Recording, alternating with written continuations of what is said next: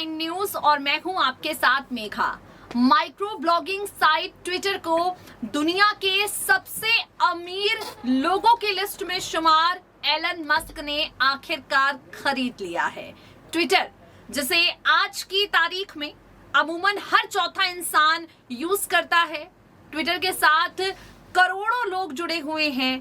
देश और दुनिया के कोनों कोनों से आज कोई भी वीडियो, कोई भी खबर इसी ट्विटर हैंडल से वायरल होती हुई हम सब तक पहुंचती है और अब इसी ट्विटर पर एलन मस्क का कब्जा है। आपको बता दें कि एलन मस्क ने ट्विटर को खरीदने के लिए काफी समय से प्लानिंग कर रहे थे, लेकिन वो प्लान पूरी तरह से सक्सेसफुल नहीं हो पा रहा था। करीब 1 साल पहले से ये खबर आ रही थी कि ट्विटर को अब कोई और टेक ओवर करेगा। उसके बाद एलन मस्क का नाम सामने आया और अब आखिरकार ये जो डील है वो फाइनलाइज हो चुकी है।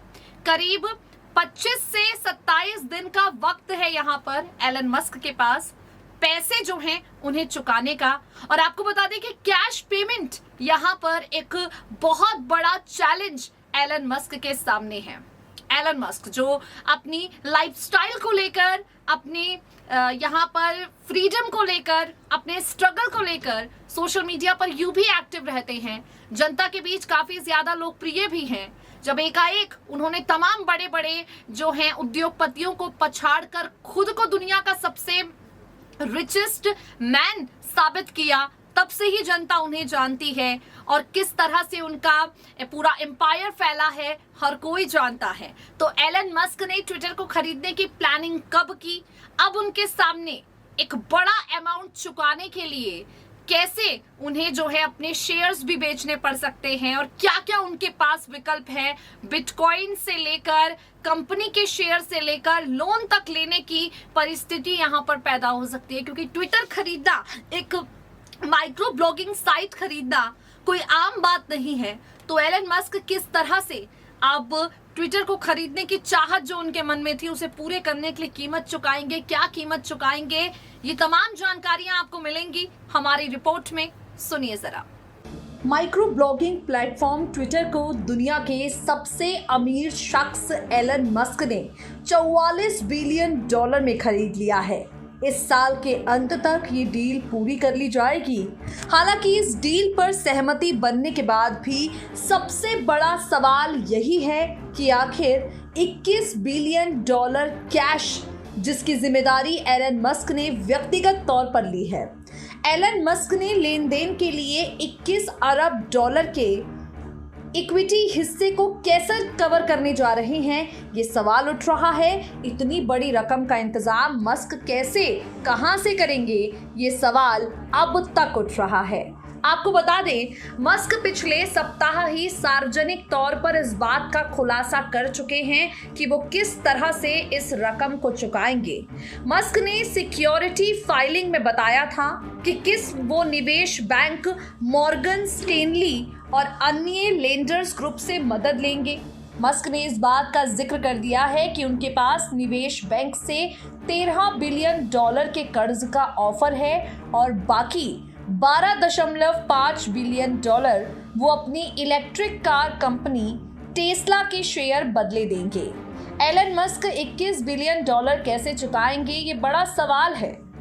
मिली जानकारी की माने तो उनके पास लगभग $3 अरब कैश और कुछ हद तक लिक्विडिटी एसेट है। हालांकि इसमें कोई संदेह नहीं है कि वो कैश का इंतजाम कर लेंगे क्योंकि वो दुनिया के सबसे अमीर शख्स हैं। ब्लूमबर्ग बिलियनियर्स इंडेक्स के अनुसार मस्क के पास $257 बिलियन की संपत्ति है। आपको बता दें, एलन मस्क के पास इन पैसों को अरेंज करने के लिए करीब 3 विकल्प हैं। पहला विकल्प है इन्वेस्टर्स से कर्ज लेने का। एलन मस्क कुछ इन्वेस्टर्स की मदद ले सकते हैं। ट्विटर को खरीदने की अपनी शुरुआती पेशकश के बाद मस्क ने एक टेड इवेंट में कहा है कि इरादा कानून द्वारा अनुमति के रूप से कई शेयर धारकों को बनाए रखने का है। प्राइवेट अमेरिकी कंपनियां आमतौर पर 2000 से कम शेयर धारकों तक सीमित होती हैं, जिसका मतलब है अगर खरीद बंद हो जाएगी तो अधिकांश खुदरा निवेशक ट्विटर के मालिक नहीं रहेंगे। लेकिन बड़े शेयर धारक जैसे ट्विटर के संस्थापक जैक डोर्सी कंपनी में अपनी हिस्सेदारी रखने का विकल्प चुन सकते हैं। डोर्सी की हिस्सेदारी करीब $1 अरब की है। एलन मस्क के पास दूसरा विकल्प है अपनी कंपनी में हिस्सेदारी को बेचना। मस्क के पास दूसरा विकल्प अपनी कंपनी से हिस्सेदारी बेचना है। टेस्ला और स्पेसएक्स की कुछ हिस्सेदारी बेचकर वो फंड इकट्ठा कर सकते हैं। $12.5 बिलियन के कर्ज को कवर करने के लिए शेयर्स को गिरवी रख सकते हैं। मस्क के पास अभी भी टेस्ला के क्लोजिंग प्राइस के बेस पर कार कंपनी में लगभग $21.6 बिलियन के शेयर हैं। हालांकि ये स्टॉक पर मिलने वाली कीमत पर निर्भर करेगा।